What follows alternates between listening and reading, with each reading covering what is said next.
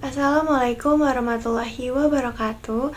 Perkenalkan, nama saya Nabila Nadia Nugraha, mahasiswi semester 1 Program Studi Sosiologi kelas C. Di sini saya akan menjelaskan mind mapping yang saya buat tentang 5 materi bahasa Indonesia. Nah, materi yang pertama yaitu fungsi dan ragam bahasa. Sebelumnya, bahasa memiliki berbagai fungsi, di antaranya sebagai alat untuk berkomunikasi, alat untuk mengekspresikan diri, alat untuk berintegrasi dan beradaptasi sosial, alat kontrol sosial, serta alat untuk berpikir. Adapun fungsi bahasa Indonesia yaitu sebagai bahasa nasional dan sebagai bahasa negara.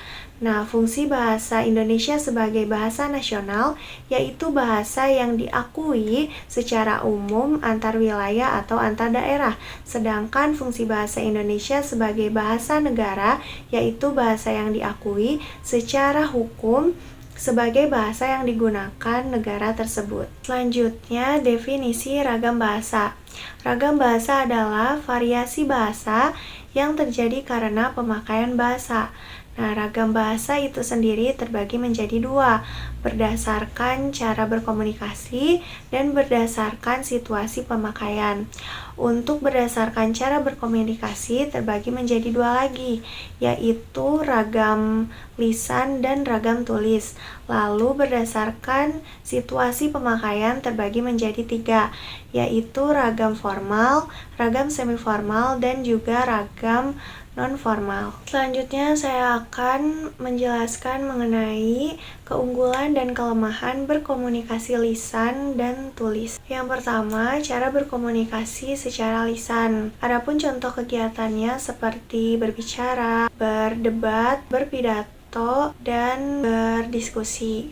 Nah, untuk keunggulan berkomunikasi secara lisan yaitu berlangsung cepat, dapat berlangsung tanpa alat bantu, kesalahan dapat langsung dikoreksi, dapat dibantu dengan gerak tubuh dan mimik muka. Adapun kelemahannya yaitu tidak selalu memiliki bukti autentik, misalnya rekaman, terus dasar hukumnya juga lemah, sulit disajikan secara bersih atau matang, dan juga mudah dimanipulasi. Kemudian, keunggulan dan kelemahan berkomunikasi secara tulis. Nah, contoh kegiatannya seperti menulis makalah, menulis laporan, menulis artikel, dan juga menulis surat. Adapun keunggulan berkomunikasi secara tulis yaitu mempunyai bukti autentik berupa tulisan, dasar hukumnya kuat, dapat disajikan lebih matang atau bersih, dan juga lebih sulit dimanipulasi. Nah, untuk kelemahan berkomunikasi secara tulis ini yaitu berlangsung lambat,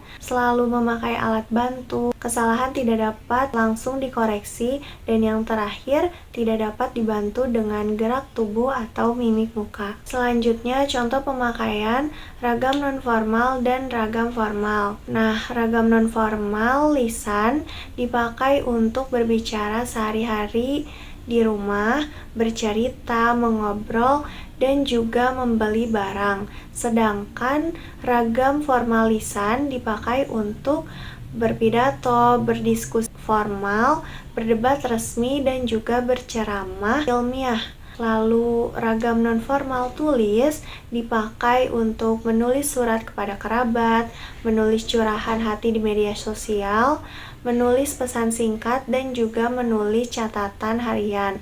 Sedangkan ragam formal tulis dipakai untuk menulis surat resmi, menulis makalah atau artikel ilmiah, menulis proposal, dan yang terakhir menulis laporan formal. Sekian materi fungsi dan ragam bahasa. Selanjutnya materi yang kedua tentang membaca dan menyimak. Yang pertama, membaca. Apa itu membaca? Membaca adalah proses yang dilakukan atau digunakan untuk memperoleh pesan yang hendak disampaikan penulis. Tujuan membaca itu sendiri adalah untuk memperoleh informasi dan memahami makna bacaan. Selanjutnya ada teknik membaca. Teknik membaca ini terdiri dari 3 teknik, yaitu scanning atau memindai, skimming, dan juga SQ3R. Nah, yang pertama teknik scanning. Teknik ini digunakan untuk mendapatkan informasi dengan cepat dan akurat. Contohnya seperti mencari nomor telepon, mencari kosakata dalam kamus, mencari jadwal mata kuliah. Dan contoh lainnya dari teknik ini itu seperti kita membaca sebuah tulisan dan kita hanya mencari bagian terpentingnya saja. Yang kedua, teknik skimming. Teknik ini adalah teknik di mana kita menyerap informasi penting dan memahami topik bacaan tersebut, lalu menandai bagian penting seperti fakta dan opini. Jadi dari teknik skimming ini kita menemukan hal tertentu dari suatu bacaan. Dan yang terakhir teknik SQ3R. SQ3R itu artinya survey, question, read, recall, review. Surveinya itu survei bacaan, questionnya ajukan pertanyaan, read-nya membaca, recall, jeda, dan yang terakhir review adalah mengulang bacaan. Adapun teknik peningkatan kecepatan membaca diantaranya membaca dengan diam, membaca dengan konsentrasi, membaca dengan memperluas jangka mata, membaca dengan menyapu ke bawah, membaca per kelompok kata, membaca dengan mencari kata kunci, membaca tanpa mengulang-ulang kata, dan yang terakhir membaca tanpa berhenti lama di awal kalimat. Selanjutnya, langkah-langkah membaca kritis. Diantaranya, pahami isi bacaan dan uji keakuratan sumber bacaan. Nah, dalam memahami isi bacaan, kita perlu terlebih dahulu mengerti ide pokok dan mengetahui fakta dan detail penting, serta buat simpulan berupa interpretasi dari ide pokok dalam bacaan. Lalu, uji keakuratan sumber bacaan dengan cara bandingkan dengan bacaan yang lain. Selanjutnya ada langkah-langkah membaca gambar. Gambarnya itu sendiri terdiri dari gambar grafik, gambar tabel, dan yang terakhir gambar bagan. Nah, gambar grafik adalah gambar yang memungkinkan penyampaian ide yang kompleks menjadi sederhana dan mudah dimengerti. Adapun langkahnya adalah dengan membaca judul terlebih dahulu, mencermati simbol seperti garis, angka, warna, dan memahami dengan cara menghubungkan simbol dengan judul. Berikutnya ada gambar tabel. Gambar tabel adalah daftar isi berisi ikhtisar sejumlah data informasi, baik berupa kata-kata atau bilangan yang tersusun dan memiliki garis batas. Adapun langkah-langkah membaca gambar tabel yaitu dengan membaca judul terlebih dahulu, memperhatikan informasi pada setiap kolom. Dan yang terakhir gambar bagan, yaitu alat peraga tanpa keterangan jumlah untuk menyajikan data agar mempermudah penafsiran. Adapun langkah membaca bagan yaitu dengan membaca terlebih dahulu judul dan memahami informasi dalam bagan. Selanjutnya, menyimak. Apa itu menyimak? Menyimak adalah memperhatikan dengan seksama apa yang disampaikan oleh penutur untuk mendapatkan suatu informasi. Nah, di dalam menyimak ada tingkatannya. Tingkatan menyimak ini diantaranya mendengar, menginterpretasi, mengevaluasi, dan yang terakhir memberi reaksi. Nah, di dalam menyimak juga terdapat tantangan. Apa aja sih tantangan dalam menyimak? Yang pertama, perhatian yang terbagi. Yang kedua, ada gangguan. Yang ketiga, tidak mengindahkan pesan. Yang ketiga, penilaian terburu-buru. Dan yang terakhir, kurang pendengaran. Nah, gimana sih menjadi pendengar yang baik itu? Menjadi pendengar yang baik itu diantaranya memiliki tujuan yang jelas dalam menyimak seperti motivasi, lalu menuliskan pertanyaan yang tidak mengerti dengan penjelasan penutur, serta memerhatikan kata kunci yang diutarakan penutur sebagai penanda. Nah, dengan memerhatikan kata kunci ini, kita akan lebih mudah memahami informasi tersebut. Nah, contoh penandanya ini diantaranya ada hasilnya, akhirnya, seperti dalam penanda kesimpulan. Lalu, hal utama, ada dua hal penting dalam seperti seperti penanda konsep. Yang terakhir, akan tetapi di lain pihak seperti dalam penanda pembeda. Sekian materi tentang membaca dan menyimak. Lanjut ke materi ketiga, yaitu ringkasan, ikhtisar, dan resensi. Nah, definisi ringkasan adalah memendekkan suatu bacaan dengan mengambil intisarinya tanpa mengubah struktur wacana. Adapun tujuan ringkasan ini adalah membantu pembaca mengetahui isi buku tebal atau karangan panjang dalam waktu singkat. Nah, langkah membuat ringkasan yaitu membaca naskah asli terlebih dahulu, lalu mencatat gagasan utama, dan menyusun kembali gagasan utama dengan struktur yang benar dan mempertahankan bahasa atau sudut pandang pengarang.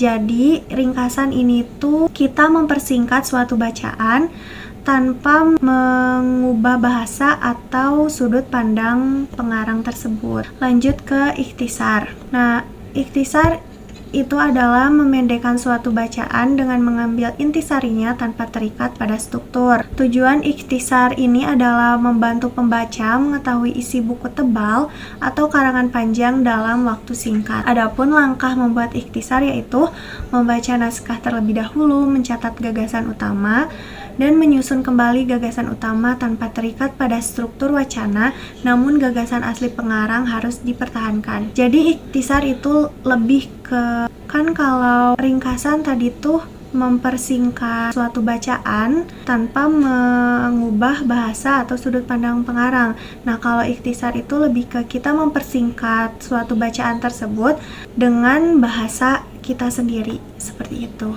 Lanjut, yang ketiga ada resensi. Definisi resensi itu sendiri adalah karangan yang berisi penilaian terhadap suatu karya tulis. Nah, kriteria utama menjadi seorang resentator ini yaitu penilaian harus jujur, penilaian harus objektif, memiliki pengetahuan yang luas mengenai topik yang dibahas dalam karya yang akan diresensi, dan menggunakan diksi atau pilihan kata yang tepat. Adapun tujuan dari resensi ini adalah memotivasi pembaca untuk membaca buku yang asli, memberi informasi kelayakan suatu buku, memberi kritik koreksi, dan memaparkan kelebihan dan kekurangan buku, serta menjadi penghubung antara keinginan pembaca dengan penulis. Lalu, unsur-unsur yang perlu diresensi itu ada jenis buku, identitas buku seperti penulis, penerbit, tahun terbit, tebal halaman, dan harga. Lalu ada tujuan pengarang buku seperti tujuan dan kata pengantar, dan yang terakhir keunggulan dan kelemahan buku. Nah, langkah resensi diantaranya membaca dengan cermat, menuliskan kelemahan dan kelebihan buku dan informasi penting lainnya, bandingkan dengan buku lain-lain yang memiliki topik sama, dan yang terakhir buat ikhtisar atau ringkasan terlebih dahulu. Nah, sekian materi ketiga tentang ringkasan, ikhtisar, dan resensi. Nah, lanjut ke materi yang keempat yaitu diksi. Seperti yang kita tahu, diksi itu adalah pilihan kata. Nah, hasil dari proses memilih kata tertentu untuk dipakai dalam kalimat, alinea, dan wacana. Pemilihan kata ini dapat dilakukan bila tersedia jumlah kata yang artinya hampir sama atau bermiripan. Dan untuk memilih kata yang tepat diperlukan analisis dan pertimbangan tertentu. Jadi, sebuah kata memiliki nilai, rasa, dan nuansa makna yang membedakannya. Selanjutnya, syarat ketetapan pemilihan kata. Menurut Keraf, syarat ketepatan pemilihan kata terbagi berbagai macam. Yang pertama, konotasi dengan denotasi. Nah, konotasi adalah kata atau kalimat yang memiliki makna yang bukan sebenarnya, sedangkan denotasi adalah kata atau kalimat yang memiliki makna sebenarnya. Nah, contoh denotasi dalam kalimat berikut. Bunga edelweiss hanya tumbuh di tempat tinggal. Dan contoh konotasinya yaitu jika bunga bank tinggi, orang enggan mengambil kredit bank. Nah, dalam contoh denotasi yang dimaksud bunga itu adalah bunga yang sebenarnya, sedangkan dalam contoh konotasi, bunga yang dimaksud itu adalah bunga bank. Nah, selanjutnya sinonim. Sinonim ini adalah kata yang memiliki bentuk yang berbeda tetapi memiliki arti yang sama atau mirip. Lalu kata-kata yang mirip. Nah, contoh kata-kata yang mirip ini yaitu intensif dan insentif, karton dan kartun, korporasi dan koperasi, interferensi dan inferensi, dan kata-kata yang mirip lainnya. Selanjutnya, kata-kata abstrak. Nah, kata-kata abstrak ini adalah kata yang merujuk pada sesuatu yang tidak berwujud, tidak berbentuk, dan tidak dapat dirasakan dengan indera. Contohnya itu seperti cinta, kesedihan, keadilan, dan lain sebagainya. Selanjutnya, kata penghubung yang berpasangan. Nah, contoh pasangan kata yang salah yaitu antara titik-titik dengan seharusnya. Kata pasangan yang benarnya itu antara titik-titik dan. Lalu contoh selanjutnya dari pasangan kata yang salah yaitu tidak titik-titik melainkan. Nah, yang seharusnya itu adalah tidak titik-titik tetapi. Nah, yang terakhir kata umum dan kata khusus.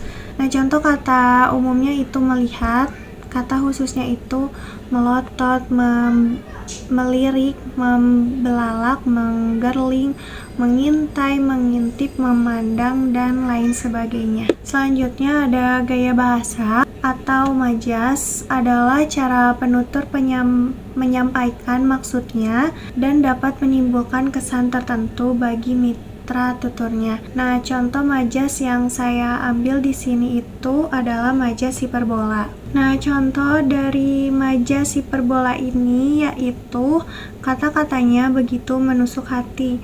Nah, yang termasuk majas hiperbolanya itu adalah menusuk hati, yang dimana maknanya mungkin sakit hati. Nah, kenapa disebut majas hiperbola? Karena gaya bahasa yang digunakan melebih-lebihkan suatu objek. Selanjutnya ada faktor yang mempengaruhi tampilan bahasa dalam berkomunikasi. Ada 5 faktor. Yang pertama, cara dan media komunikasi. Yang kedua, bidang ilmu. Yang ketiga, situasi. Yang keempat, halayak. Dan yang terakhir adalah tujuan. Yang pertama, cara dan media komunikasi. Nah, baik lisan ataupun tulisan, langsung atau tidak langsung, ini mempengaruhi cara kita dalam memilih diksi yang akan kita gunakan. Yang kedua, bidang ilmu. Nah, contohnya ketika kita sedang membahas ilmu filsafat, pastinya penggunaan diksinya akan berbeda pada saat kita membahas tentang ilmu hukum. Selanjutnya, situasi. Seperti dalam situasi formal, semi-formal, dan non-formal. Selanjutnya, khalayak. Khalayak juga termasuk faktor yang mempengaruhi dalam pemilihan diksi, seperti dengan siapapun kita berkomunikasi, tentunya akan berbeda dalam pemilihan kata yang akan kita gunakan untuk berkomunikasi. Dan yang terakhir, tujuan, yaitu tujuan dari penuturnya itu sendiri. Selanjutnya ada idiom dan ungkapan idiomatik. Nah, idiom itu sendiri adalah suatu kata yang ketika bertemu kata lain menghasilkan makna lain.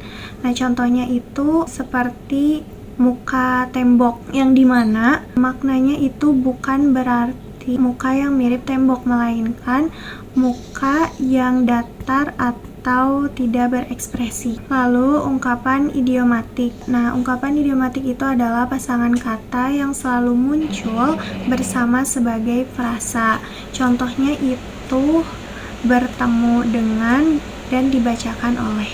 Sekian materi tentang diksi. Selanjutnya kita akan ke materi yang terakhir, yaitu paragraf. Nah, definisi paragraf itu adalah satuan dasar tulisan yang lebih panjang dari kalimat, tetapi lebih pendek dari tulisan secara keseluruhan. Nah, definisi lain dari paragraf itu adalah sekelompok kalimat yang menggambarkan satu gagasan. Paragraf juga mencakup satu kalimat topik yang memuat gagasan dan diikuti oleh kalimat tambahan yang memperluas, memperjelas, menganalisis, atau menerangkan kalimat topik. Adapun ciri-ciri paragraf diantaranya yang pertama, satu gagasan utama yang tertuang dalam kalimat topik. Yang kedua, paragraf memiliki beberapa informasi yang tertuang dalam kalimat penjelas atau kalimat pengembang. Dan yang terakhir, bentuk visual paragraf ditandai oleh perenggangan baris antar kelompok kalimat atau penjorokan ke dalam baris pertama kelompok kalimat tersebut. Nah, poin selanjutnya yaitu gagasan utama. Kalimat topik yang implisit atau eksplisit. Jadi, kalimat topik ini bisa berada di awal paragraf atau di akhir paragraf, atau bisa juga ada di awal dan di akhir paragraf. Nah, manfaat kalimat topik ini bagi penulis untuk mengontrol paragraf yang ditulisnya dan bagi pembaca untuk mempermudah memahami isi bacaan. Dan yang terakhir adalah ciri paragraf yang baik. Ciri paragraf yang baik ini terdiri dari 3 ciri. Yang pertama, kesatuan, di mana paragraf yang baik memiliki kesatuan yang berfokus pada gagasan utama. Lalu, paragraf yang baik memiliki ciri kepaduan antara kata kunci, kata ganti, dan kata transisi. Dan yang terakhir, paragraf yang baik itu memiliki kelengkapan. Sekian penjelasan materi tentang paragraf yang merupakan materi terakhir dari penjelasan 5 materi bahasa Indonesia ini. Mohon maaf atas kekurangan dan kesalahan penyampaian materi-materi bahasa Indonesia ini. Sekian dari saya. Wassalamualaikum warahmatullahi wabarakatuh.